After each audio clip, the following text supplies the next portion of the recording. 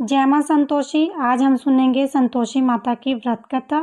एक बुढ़िया थी, उसके 7 बेटे थे। 6 कमाने वाले थे जबकि एक निकम्मा था। बुढ़िया 6 बेटों की रसोई बनाती, भोजन कराती, उनसे जो कुछ जूठन बचती वो 7वें को देती। एक दिन वह अपनी पत्नी को बोला, देखो मेरी माँ मुझसे कितना प्रेम करती है। वह बोली, क्यों नहीं, सबकी जूठन तो तुम्हें ही खिलाती है। बोला, ऐसा नहीं हो सकता, मैं जब तक आंखों से देख ना लूं मानूंगा नहीं। बहू हंसकर बोली, देख लोगे तब तो मानोगे। कुछ दिन बाद त्योहार आया। घर में 7 प्रकार के भोजन, चूरमे के लड्डू बने। वह जांचने को सिर दुखने का बहाना कर पतला वस्त्र सिर पर ओढ़े रसोई घर में सो गया। वह कपड़े में से सब कुछ देख रहा था। 6 भाई भोजन करने आए। उसने देखा माँ ने उनके लिए सुंदर आसन बिछाया, नाना प्रकार की रसोई परोसी, आग्रह करके उन्हें जमाया। वह देखता रहा। 6 भाई भोजन करके उठे तब माँ ने उनकी जूठी थाली में से लड्डुओं के टुकड़े उठाकर एक लड्डू बनाया। जूठन साफ कर बुढ़िया माँ ने उसे पुकारा, बेटा 6 भाई भोजन कर गए, अब तू ही बाकी है, उठ, तू कब खाएगा। वह कहने लगा, माँ मुझे भोजन नहीं करना, मैं परदेश जा रहा हूँ। माँ ने कहा, कल जाता तो आज चला जा। वह बोला, हाँ आज ही जा रहा हूँ। यह कहकर वह घर से निकल गया। रास्ते में पत्नी की याद आई। वह गौशाला में उपले थाप रही थी। वह बोला, मेरे पास तो कुछ नहीं है, यह अंगूठी है, सो ले लो और अपनी कुछ निशानी मुझे दे दो। वह बोली, मेरे पास क्या है, यह गोबर भरा हाथ है। यह कहकर उसकी पीठ पर गोबर के हाथ की थाप मार दी। वह चल दिया। चलते चलते दूर देश पहुंचा। वहां एक साहूकार की दुकान थी। वहां जाकर कहने लगा, भाई मुझे नौकरी पर रख लो। साहूकार को जरूरत थी। वह बोला, रह जा। लड़के ने पूछा, तनख्वाह क्या दोगे। साहूकार ने कहा, काम देखकर दाम मिलेंगे। साहूकार की नौकरी मिली। वह सुबह 7 बजे से 10 बजे तक नौकरी पर जाने लगा। कुछ दिनों दुकान का सारा लेन देन, हिसाब किताब, ग्राहकों को माल बेचना, सारा काम करने लगा। साहूकार के 7-8 नौकर थे, वे सब चक्कर खाने लगे, यह तो बहुत होशियार बन गया है। सेठ ने भी काम देखा और 3 महीने में ही उसे आधे मुनाफे का हिस्सेदार बना लिया। वह कुछ ही वर्षों में नामी सेठ बन गया और मालिक सारा कारोबार उस पर छोड़कर विदेश चला गया। इधर उसकी पत्नी को सास ससुर दुख देने लगे। सारे गृहस्थी का काम करा के उसे लकड़ी लेने जंगल भेजते। इसी बीच घर के आटे से जो भूसी निकलती उसकी रोटी बनाकर रख दी जाती और फूटे नारियल की नरेली में पानी। एक दिन वह लकड़ी लेने जा रही थी। रास्ते में बहुत सारी स्त्रियां संतोषी माता का व्रत करते दिखाई दी। वह वहां खड़ी होकर कथा सुनने लगी और पूछा, बहनों तुम किस देवता का व्रत करती हो और इसके करने से क्या फल मिलता है। यदि तुम इस व्रत का विधान मुझे समझाकर कहोगी तो मैं तुम्हारा बड़ा एहसान मानूंगी। तब उनमें से एक स्त्री बोली, सुनो, ये संतोषी माता का व्रत है। इसके करने से निर्धनता दरिद्रता का नाश होता है और जो कुछ मन में कामना हो सब संतोषी माता की कृपा से पूरी होती हैं। तब उसने उसके व्रत की विधि पूछी।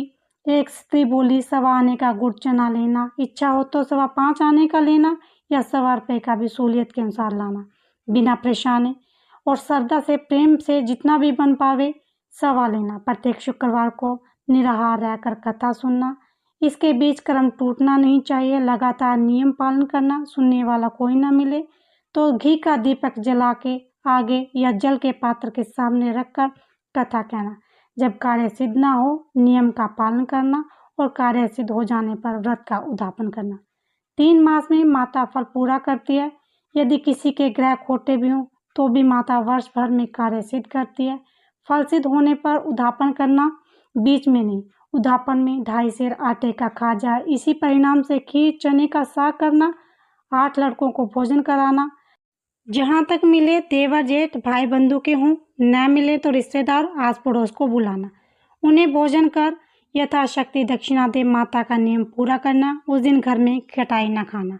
ये सुनकर बुढ़िया के लड़के की बहू चल दी। रास्ते में लकड़ी के बोझ को बेच दिया और उन पैसों से गुड़ चना ले माता के व्रत की तैयारी कर आगे चली और सामने मंदिर देखकर पूछने लगी, ये मंदिर किसका है।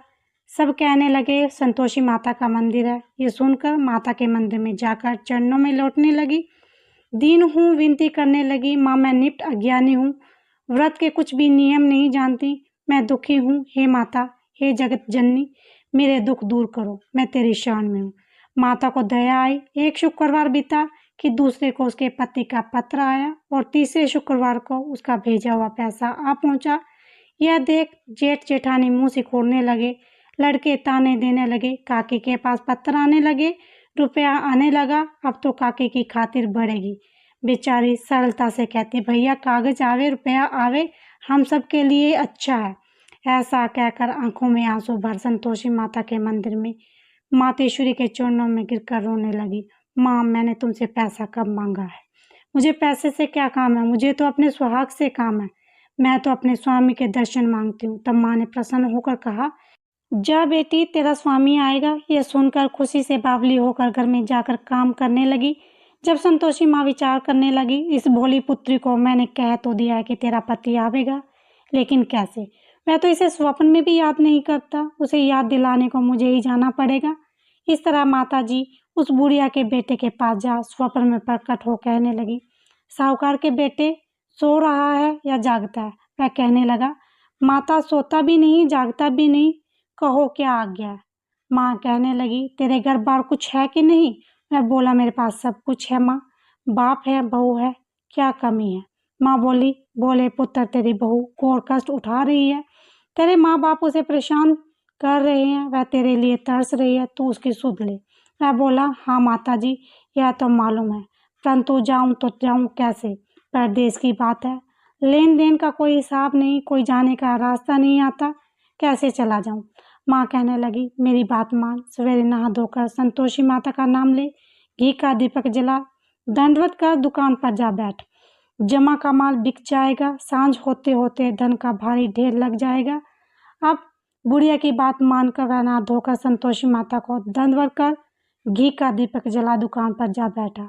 थोड़ी देर में देने वाले रुपया लाने लगे, लेने वाले हिसाब लेने लगे, खोटे से भरे सामान के खरीदारी नकद दाम दे सौदा करने लगे। शाम तक धन का भारी ढेर लग गया। मन में माता का नाम ले चमत्कार देख प्रसन्न हो घर ले जाने के वास्ते गहना कपड़ा सामान खरीदने लगा। यहाँ काम से निपट कर तुरंत घर को रवाना हुआ। उधर उसकी पत्नी जंगल में लकड़ी लेने जाती, लौटते वक्त माता जी के मंदिर में विश्राम करती। वह तो उसके प्रतिदिन रुकने का स्थान जो ठहरा। धूल उड़ती देखकर माता से पूछती है, हे माता, ये धूल कैसी उड़ रही है? माता कहती है, हे पुत्री, तेरा पति आ रहा है, अब तू ऐसा कर, लकड़ियों के 3 बोझ बना ले, एक नदी के किनारे रख और दूसरा मेरे मंदिर पर व तीसरा अपने सिर पर। तेरे पति को लकड़ियों का कट्टा देख मुंह पैदा होगा, वह यहाँ रुकेगा, नाश्ता पानी खाकर माँ से मिलने जाएगा। तब तुम लकड़ियों का बोझ उठाकर जाना और चौक में गट्ठा डालकर जोर से आवाज लगाना, लो सासू जी लकड़ियों का गट्ठा लो, भूसी की रोटी दो, नारियल के खोपड़े में पानी दो, आज मेहमान कौन आया है? माता जी से बहुत अच्छा कहकर वह प्रसन्न मन से लकड़ियों के 3 गट्ठे बनाए, एक नदी के किनारे पर और एक माता जी के मंदिर में रख दिया। इतने में मुसाफिर आ पहुंचा। सूखी लकड़ी देकर उसकी इच्छा उत्पन्न हुई कि वह यहीं पर विश्राम करे, भोजन बनाकर खा पी कर गांव जाए। इसी तरह रुककर भोजन बनाया, विश्राम करके गांव को गया, सबसे प्रेम से मिला। उसी समय सिर पर लकड़ी का गट्ठा लिए वह उतावली सी आती है, लकड़ियों का भारी बोझ आंगन में डालकर जोर से 3 आवाज लगाती है, लो सासू जी लकड़ियों का गट्ठा लो, भूसी की रोटी दो, आज मेहमान कौन आया है? ये सुनकर उसकी सास बाहर आती है और कहती है, ऐसा क्यों कहती हो? तेरा मालिक ही तो आया है, आ बैठ, मीठा भात खा, भोजन कर, कपड़े गहने पहन। उसकी आवाज़ सुन उसका पति बाहर आता है, अंगूठी देख व्याकुल हो जाता है। माँ से पूछता है, माँ यह कौन है? माँ बोली, बेटा ये तेरी बहू है, जब से तू गया है तब से सारे गांव में भटकती फिरती है, घर का काम काज कुछ करती नहीं, 4 पैर आकर खा जाती है। वह बोला, ठीक है माँ, मैंने इसे भी देखा है और तुम्हें भी, अब दूसरे घर की ताली दो, उसमें रहूंगा। माँ बोली, ठीक है, तेरी जैसी मर्जी। तब वह दूसरे मकान की 3री मंजिल का कमरा खोल सारा सामान जमाया। एक दिन में राज के महल जैसा ठाट बाट बन गया। अब क्या था, बहू सुख भोगने लगी। इतने में शुक्रवार आया। उसने पति से कहा, मुझे संतोषी माता के व्रत का उद्यापन करना है। पति बोला, खुशी से कर लो।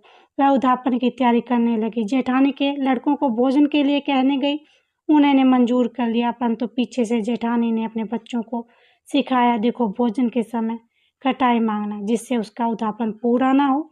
लड़के जिमने आए, खीर खाना पेट भर खाया, परंतु बाद में खाते ही कहने लगे, हमें खटाई दो, खीर खाना हमको नहीं भाता, देखकर अरुचि होती है। वह कहने लगी, भाई खटाई किसी को नहीं दी जाएगी, यह संतोषी माता का प्रसाद है।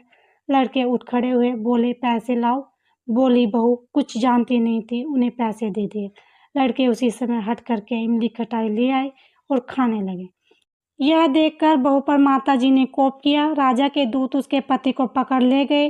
जेठ जेठानी मनमाने वचन कहने लगे, लूट कर धन इकट्ठा किया है, अब सब मालूम पड़ेगा जब जेल की मार खाएगा। बहू से यह सहन नहीं हुआ, रोती हुई माताजी के मंदिर गई, कहने लगी, माता तुमने ये क्या किया? हंसाकर रुला दिया। माता बोली, बेटी तूने उद्यापन करके मेरा व्रत भंग किया है। वह कहने लगी, माता मैंने कुछ अपराध किया है, मैंने तो भूल से लड़कों को पैसे दे दिए थे, मुझे क्षमा करो, मैं फिर तुम्हारा उद्यापन करूंगी। माँ बोली, अब भूल मत करना। वह कहती है, अब भूल नहीं होगी, अब बताओ वे कैसे आवे? माँ बोली, जा पुत्री, तेरा पति तुझे रास्ते में आता मिलेगा। वह निकली, राह में पति आता मिला। पूछती है, कहाँ गए थे? वह कहने लगा, इतना धन जो कमाया है उसका टैक्स राजा ने मांगा था, वह भरने गया था। वह प्रसन्न हो बोली, भला हुआ, अब घर चलो। कुछ दिन बाद फिर शुक्रवार आया। वह बोली, मुझे फिर से माता का उद्यापन करना है। पति ने कहा, करो। बहू फिर से जेठ के लड़कों को भोजन को कहने गई। जेठानी ने एक दो बातें सुनाई, सब लड़कों को सिखाने लगी, तुम सब लोग पहले ही खिटाई मांगना। लड़के भोजन से पहले कहने लगे, हमें खीर नहीं खानी, हमारा जी बिगड़ता है, कुछ खटाई खाने को दो। वह बोली, खटाई किसी को नहीं मिलेगी, आना है तो आओ। वह ब्राह्मण के लड़के लाकर भोजन कराने लगी। यथाशक्ति दक्षिणा की जगह एक एक फल उन्हें दिया। संतोषी माता प्रसन्न हुई। माता की कृपा से 9वें मास में उसके चंद्रमा के समान पुत्र प्राप्त हुआ। पुत्र को पाकर प्रतिदिन माता जी के मंदिर में जाने लगी। माँ ने सोचा, यह रोज आती है, आज क्यों ना इसके घर चलो।